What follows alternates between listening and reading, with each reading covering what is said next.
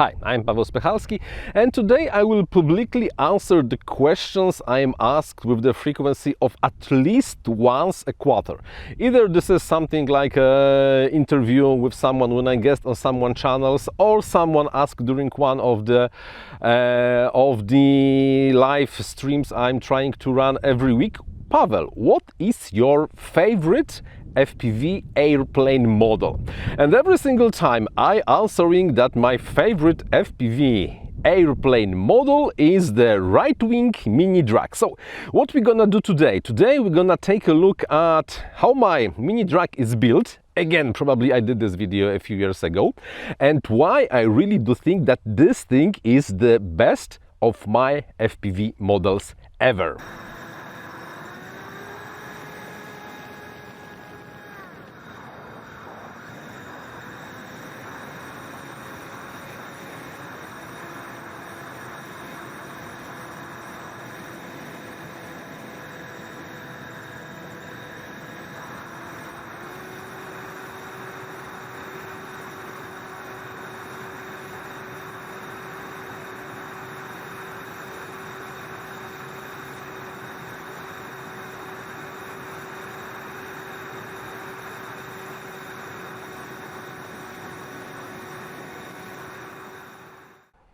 This is my Mini Drak, and before we begin with showing what I have inside of my Mini Drak, whatever you gonna say, Mini Drak just looks amazing. Really, the sheer look of this airplane model really makes you think, yes, this thing has to behave great in the air, has to give a lot of fun with flying, because this thing looks like a Romulan bird of prey, and it really kind of looks like the Romulan bird of prey because of the negative swept wing of the negative swept angle.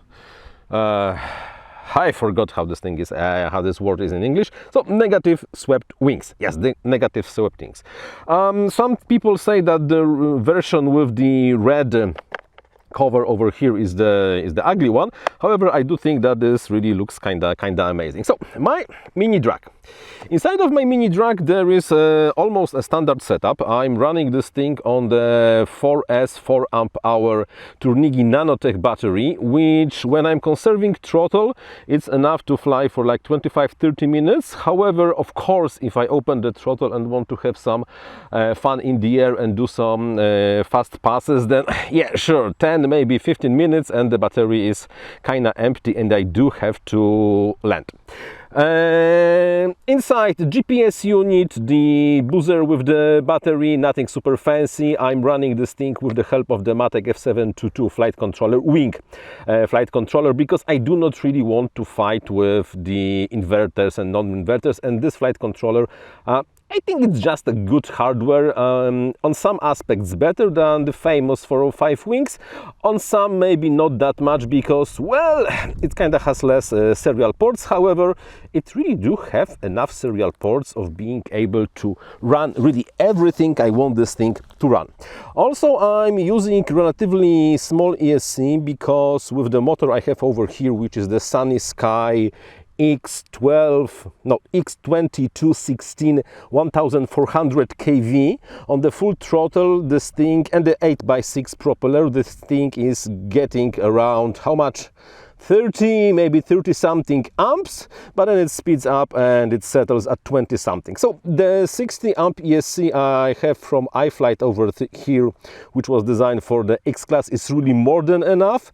And with the wire telemetry and the Bilheli 32, I can, and of course the D-Shot protocol, I can get goodies like the temperature, current usage, and of course the RPM of the motor itself. On the right, on the left compartment, here I have only the VTX, and the thing that's running as the VTX over here is the TBS Unify HV. Usually I'm running this thing on 500 milliwatts, and with the antenna from the Pro Drone, it really offers enough of the range I'm really getting no problems with going this thing at 500 milliwatts, 2 maybe even 3 kilometers, although I'm usually not really flying further than one something of the kilometers, here in the middle of basically nowhere. On the second compartment over here, let me open this thing, I have the RX and the goodies.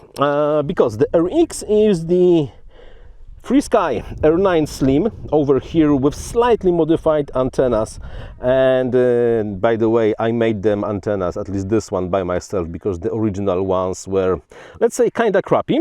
And I'm running, of course, this thing on the Flex firmware for the R9. And this small little board you can see over here, it's something of the experiment I'm having with INAV for more than a year.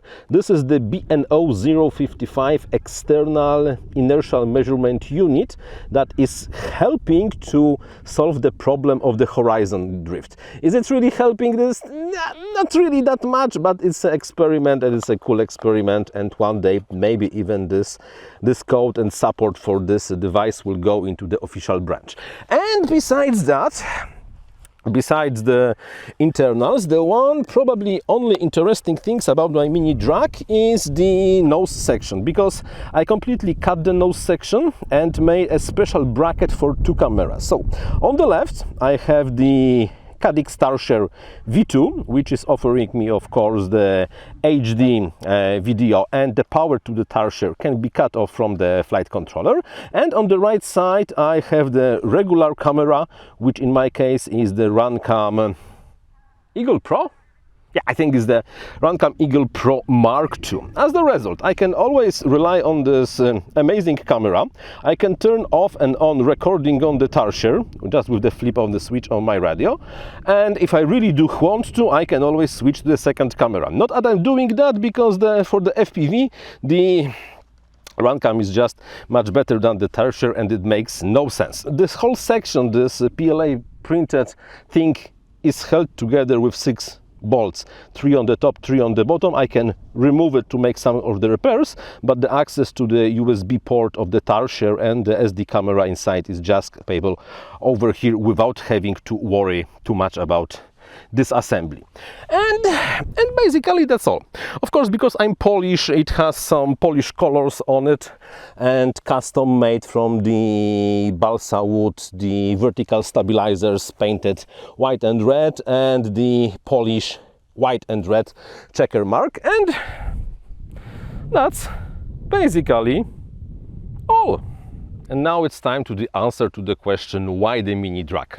And why not, for example, the Big Drak or the Nano Drak? Well, I have a rule of thumb that the best compromise between the best flying characteristic and the most portability is something of the wingspan on 1 meter.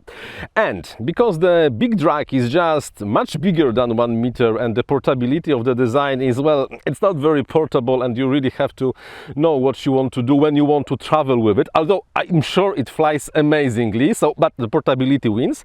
However, with comparing with the Nano Drak, I do think that the Nano Drak is just slightly too small and too light to be able to withstand at least some of the most extensive wind gusts. So as the result, Mini Drak is probably just the compromise that we are looking for. It looks amazing, and it really flies great.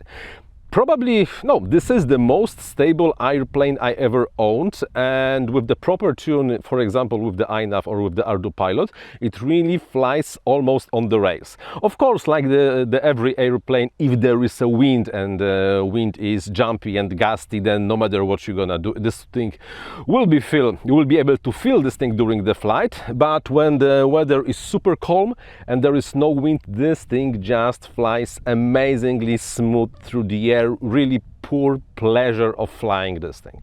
Plus, of course, it's very durable. Not that I crash this thing very much, but I read some stories and some videos when people are crashing Mini Draks, and they are kinda still more or less fine after applying some hot glue. Enough of the space inside to put everything you really want to have inside of the model. And have I told you it looks amazing and flies great? Yeah, it looks amazing and flies great.